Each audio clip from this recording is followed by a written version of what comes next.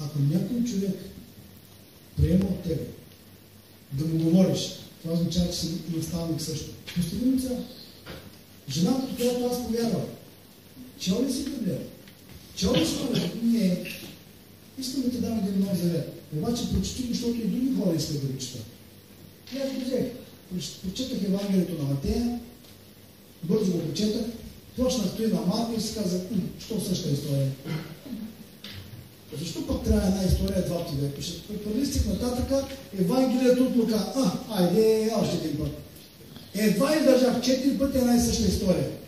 И си казах, тук така продължава до края. И го затворих и го оставих. Обаче се 2-3 месеца. Какво стана? Ти четеш ли? Ами част почетах първото, а това нататък всичко е еднакво. Не. Не е така. Давай нататък.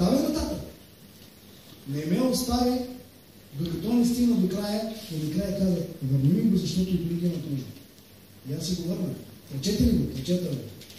Добре, хубаво. И след 2 дена каза, това ти го подарявам. Какво правеше тази жена? Поставяше ли цели? Да не говорим пък за молитвата, как ме тормозеше. Защото аз бях срамежлив. Тъй като се съберем, отидох в ония край. Там в ония край или в ония въгъла, да не гледа никой, така да се моля само. Това бях аз в началото. И те ме научи да се моля. И да се моля, докато Господ отговори. Не просто да ударим тази една молитва на Бога. И все още съм си такъв. Бог ще отговори. Ами ако не ми отговори, тогава ти отговори с мълчание. Но пак ти отговори.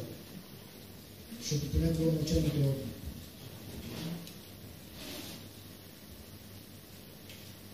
Следващото важно нещо. Учи хората как един друг да се наставляват и изграждат.